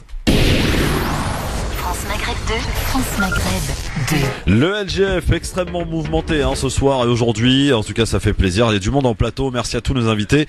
Monsieur Gamal Abina, Rudy Kazi ici présent pour les quelques dernières minutes et le quiz, oui ça fait longtemps. On prévoit d'ailleurs ce match, apparemment il y a même eu des pronostics de lancer sur le gagnant d'aujourd'hui. Ah non. Vous pouvez y aller, si apparemment ça Philippe, faut pas parier sur moi alors. Le quiz, c'est parti les amis. Le quiz. Le quiz évidemment qui nous permet de réviser un petit peu l'actualité avec aujourd'hui à ma gauche Gamal Abina, ici présent monsieur Rudy Kazi à ma droite pour évidemment s'affronter et répondre aux questions. On y va. La commission retraite actuellement à l'Assemblée nationale doit examiner combien d'amendements? 22 000. 22 000 est une très bonne réponse. Bien. 22 000 dont 19 000 déposés par la France Insoumise. Bonne réponse. Alors c'est vrai que ça va prendre du temps cette histoire. Voilà, 22 000 amendements. Premier point signé Rudy Kazi. Quel hebdomadaire lance un prix du dessin satirique destiné aux jeunes? Libération. Non. Aux jeunes dessinateurs amateurs âgés de 18 à 25 ans. Charlie Hebdo est une excellente réponse. 2-0 pour l'ami Rudy Kazi. J'ai failli le dire. Quel candidat au municipal à Paris veut interdire la trottinette? Griveaux. Non. Hidalgo. Non. Villani. Non, pas Villani, non. Dati. Cherchez dans les un petit peu candidats farfelus, enfin. Farfelu? Oui. Farfelu. C'est pas. Jadot? Non. Non, pas farfelu. C'est un type de droite? Non, je sais pas s'il est de droite ou il est. Voilà, c'est un monsieur qui s'est fait remarquer en se fâchant avec Anne Hidalgo. Pour Nazel? Non. C'est pas fait la bouche. Non. Un rapport avec les forains, les amis. Je suis pas l'actualité. Grande Roue, tout ça, ça vous dit rien la Grande Roue? Si, son nom me sort de la tête, purée. Marcel? Duchamp, je n'ai pas tout. Marcel? Ah punaise, attends. J'en ai aucune idée. Oui, le PDG qui avait les grandes sociétés, les grandes roues, qui s'était battu avec Hidalgo. Bigard a rejoint sa liste d'ailleurs. Ouais. Celui qui avait, parce qu'il a eu des soucis, on lui a retiré sa grande roue. Ça, j'ai oublié. Et puis c'est sorti sur les homosexuels. C'est qui? Aucune idée. Marcel Campion. Oh là. Bon. Qui déclare: avec Zemmour, je suis de plus en plus en désaccord avec lui, mais je suis de plus en plus ami avec lui. Nolo est une bonne réponse. Ouais. Eric de son prénom. Je vais m'écraser. 4-0, ça sent le Fanny. Ça sent le dur. Voilà. Ouais. Le géant américain a écopé Amazon a écopé d'une immense amende pour justement pour pratique commerciale trompeuse par omission. À combien s'élève l'amende? 5 milliards? Non. 10 milliards? 2 milliards? Non, plus. 60 milliards. Plus. 50 milliards. Moins. 20 milliards. 50. 30 milliards. Alors attendez. Moins que 30, plus que 25. 20. 19 milliards. 25, j'étais déjà la réponse. Merci, Voilà. Bah oui. Voilà. J'écoute, moi. Bon, alors il y a un petit point de marqué. Ça marche pas alors. Quoi? Non, c'est trompé. Je me trompé, tant pis pour moi. C'est un trompage. Voilà. En tout cas, 25 millions pour l'humiliation. Dollars pour ce géant américain pour l'amende. J'avais une autre petite question. Tiens, la dernière question pour la route. Dans quel pays arabe se trouve aujourd'hui Bernard-Henri Lévy? Marrakech. Non. Égypte. Non. L'Algérie. Non. Arabie Saoudite. L'Arabie Saoudite est une bonne réponse, effectivement. Il est là-bas. Va-t-il peut-être faire sa remora pour lutter contre l'islamophobie? Je ne sais pas, mais en tout cas, BHL se trouve en Arabie Saoudite. Mais non, mais parce que l'Arabie Saoudite est très bien vue dans le concert des nations en ce moment. Objectivement, il n'a pas le droit d'y être. Mais hier, je t'assure. Non, à l'origine, il n'avait pas le droit d'y être parce qu'on ne laissait pas rentrer les. Mais bon. En tout cas, champion. Alors, victoire, combien là? 5. 4-1. 4-1 de Rudy Kazi, champion face à Gamal qui s'est pris une raclée magnifique aujourd'hui. Il y a Lupo qui vient me féliciter là. Voilà, bravo Lupo. Ah mais moi je te félicite, hein, t'es un bon. Bravo mon Rudy, bravo. Sur l'actualité, bon, je suis très mauvais. Demain les amis, Boryaki sera là. Il y aura Rachidi Soraya, il y aura Dounia Tebaoui et Amin Radi, l'humoriste marocain qui sera avec nous. Et on partira du côté de Kremlin-Bicêtre pour recevoir et accueillir le maire sortant. Et parmi nos invités des municipales, c'est la première fois qu'on reçoit un maire sortant, donc on va faire le bilan. Et surtout très calmement avec lui demain à partir de 17h30. Soyez fidèles au rendez-vous les amis. Bonne soirée dans un instant. L'ami Medjahed, il paraît que le si pas bien est tombé hier. Il y a un ordinateur portable et une enceinte Bose qui est tombée hier après-midi. Donc les amis, ceux qui disent que dans ce jeu on ne gagne jamais, eh bien la preuve est donnée. On gagne. La preuve, l'ami a gagné, je sais plus d'où il est. Bon en tout cas, bravo à lui. Bonne soirée à tous. Restez bien branchés. France Maghreb 2. Salut Rudy. Salut Gamal. Salut à plus. Bonne semaine les gars. Et rendez-vous demain. Il est 18h et vous êtes bien sur France Maghreb 2. C'est l'heure de l'information, le journal de Sophie Tarrance. Bonsoir Sophie. Bonsoir à toutes et à tous et bienvenue dans votre journal. Au sommaire ce soir, 13 départements toujours en alerte orange à cause de la tempête Ciara qui devrait continuer de souffler fort ce soir sur la Bretagne et la Corse. On ira également à Toulouse qui va devenir cette année l'une des premières villes françaises à avoir son téléphérique urbain. Et puis on prendra des nouvelles de Solar Orbiter, la sonde euro-américaine qui est partie de la base aérienne de Cap Canaveral en Floride. Aujourd'hui, direction le soleil. La tempête Ciara, 13 départements restent placés ce soir en alerte orange. Les 2 départements de Corse et les Alpes-Maritimes pour vent violent. La Seine-Maritime et l'Eure en vigilance inondation. Également une vigilance vague submersion sur une bonne partie du littoral, de la Loire-Atlantique jusqu'au Pas-de-Calais, en passant par la Pointe Bretonne. À noter que 90 000 foyers sont encore privés d'électricité, alors qu'un nouveau coup de vent est prévu dans la soirée. Alors à quoi faut-il s'attendre? Réponse avec Régis Crépé, prévisionniste à la chaîne Météo. Il faut s'attendre à de fortes rafales de vent justement le long des côtes de la Manche et de la mer du Nord. Un petit peu comme hier soir, on peut avoir des pointes à nouveau à 140 km/h sur la Seine-Maritime, du côté de Fécamp ou encore d'Étretat également pour la Haute-Normandie. Mais à la différence de la tempête Ciara à proprement parler, qui a véritablement soufflé la nuit dernière, ces rafales de vent perdent de l'intensité et perdront de l'intensité en rentrant dans l'intérieur des terres. Donc c'est plus un coup de vent côtier dans les terres, là ça perd un petit peu de vitesse et on sera plutôt avec des rafales de l'ordre de 90 km/h, ce qui n'est pas anodin tout de même. Un propos recueilli par Boris Karlamov, la préfecture de Corse qui demande aux habitants la plus grande prudence, éviter les déplacements si possible. Autre conséquence de la tempête Ciara, l'activité portuaire est suspendue jusqu'à nouvel ordre. Pour l'instant, aucun bateau ne rentre ou ne sort des ports corses. 4 Français se trouvent à bord du navire placé en quarantaine au Japon. Le bateau est bloqué depuis une semaine dans le port de Yokohama en raison de cas de contamination par le coronavirus. Pendant ce temps-là, en Chine, le bilan de l'épidémie s'est encore alourdi. Il dépasse désormais les 900 morts avec plus de 40 000 personnes contaminées. Le président chinois Xi Jinping est lui apparu pour la première fois en public avec un masque sur le visage. Il a appelé à prendre des mesures plus fortes pour enrayer la contagion. L'autopsie de la petite Vanille doit avoir lieu aujourd'hui. Les résultats seront connus dans la soirée. Sa mère a reconnu devant les enquêteurs avoir tué son enfant de 1 an vendredi avant de jeter son corps dans une benne à vêtements à Angers. Mise en examen, elle devrait être déférée au parquet ce soir ou demain matin selon le procureur. Après New York, Rio et Barcelone, Toulouse va devenir cette année l'une des premières villes françaises à avoir son téléphérique urbain avec 3 km de ligne. Ce sera même le plus long du pays, devant celui de Brest. Le chantier est en cours au sud de la ville. Sa mise en service est prévue pour la fin de l'année. Le téléphérique devrait au final transporter 8000 passagers par jour. Alors que Toulouse fait partie des villes les plus embouteillées de France, ce téléphérique n'a que des atouts, selon Francis Grasse, président de Tisséo Ingénierie, en charge de ce projet. C'est un transport qui a la même caractéristique que le métro, c'est qu'il est fréquent et qu'il est rapide, 10 minutes. Bien sûr, on est protégé de la circulation automobile, donc on n'est pas comme dans un bus ou dans un tram, on n'a pas de perturbations liées à la circulation. C'est un système économe en énergie qui produit 30 fois moins d'énergie que l'automobile, donc on est sur le système le plus écologique qui soit. Et là, on aura une vue exceptionnelle, d'un côté sur les Pyrénées, lorsqu'il fait beau, et de l'autre côté sur Toulouse. Je crois que ça sera aussi un intérêt, en dehors de se transporter rapidement, d'avoir cette vue exceptionnelle. Le coût de ce téléphérique est estimé à plus de 82 millions d'euros, lancement prévu fin 2020. Le rugby, coup dur pour Vincent Rattez, l'ailier tricolore sorti hier sur blessure lors du match France-Italie, souffre d'une fracture du péroné, verdict sans appel, tournoi destination terminé et fin de saison compromise pour le joueur de La Rochelle. Tennis, Gaël Monfils gagne une place au classement ATP. Le Français est désormais 8e joueur mondial après sa victoire hier au tournoi de Montpellier. Et puis enfin, lancement réussi pour Solar Orbiter. La sonde euro-américaine est partie de la base aérienne de Cap Canaveral en Floride.